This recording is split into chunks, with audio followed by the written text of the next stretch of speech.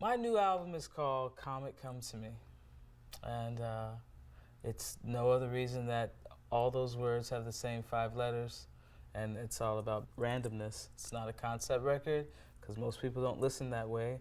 It's just a series of songs. The process of the writing wasn't about finding things that fit, but just I wrote 15 and I chose 13 out of it, just sort of out of randomness, all by chance. I play a little bit of everything, enough to get by, and I have Logic, and so I spend most of my time just making beats or fiddling around on instruments. My process is just sitting with myself trying to come up with songs. Being a musician, I get to travel a lot. I meet a lot of interesting people. It's no more than that. It's just about eating dinner with people, trying to make friends when you're somewhere different. And I read The New Yorker. I read, I just try to read a lot and have it steer me and direct me to things that I can find some interest in. I'm a big fan of Fukuyama, who wrote a philosophy book called The End of History. So I'm really starting to realize I can use the past, but we might be in a mode of time where none of that matters, and so you have to really be in the present and see technology not as a hindrance, but just as it's the time machine to the future, and not put good or bad to it. Hearing Prince the first time made me want to make records.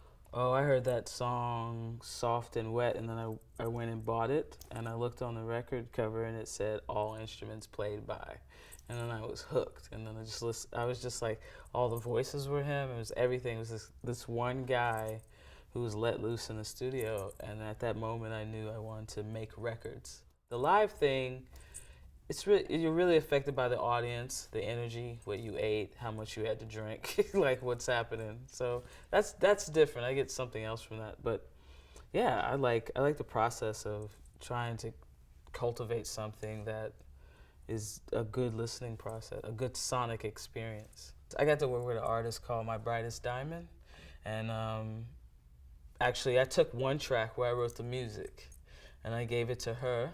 And then I gave it to another artist named Benji Hughes and had them write 2 different top lines. And they both came up with something vastly different. And so that's my favorite song, because I didn't write it, so I can enjoy what these 2 people came up with. And that was fun. Kind of like old dance hall. You had one reggae beat and people did different things. So it's called Comet Come to Me, and that's one of my favorites, because it's just 2 different people's take on it. It's just sad that our personal lives, people's personal lives, take such precedent. I just think it's funny that these issues even come up. I've come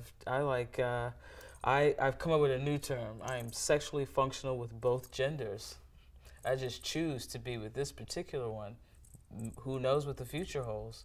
It's just such a weird concept to me that it's so important to how you judge my music or my character or anything about me, because I don't walk up, I'm never assuming what heterosexual people are doing. When it comes to making music, it's the only thing where you don't have to talk, and you all have this one thing you have the information to, and you're trying to bring that one thing alive, and that's real special to me. Everyone has their own interpretation. It's the only time I feel genderless, raceless. I just feel at ease, because you have this one thing to concentrate on. It's like, hard to explain. It's just a nice feeling.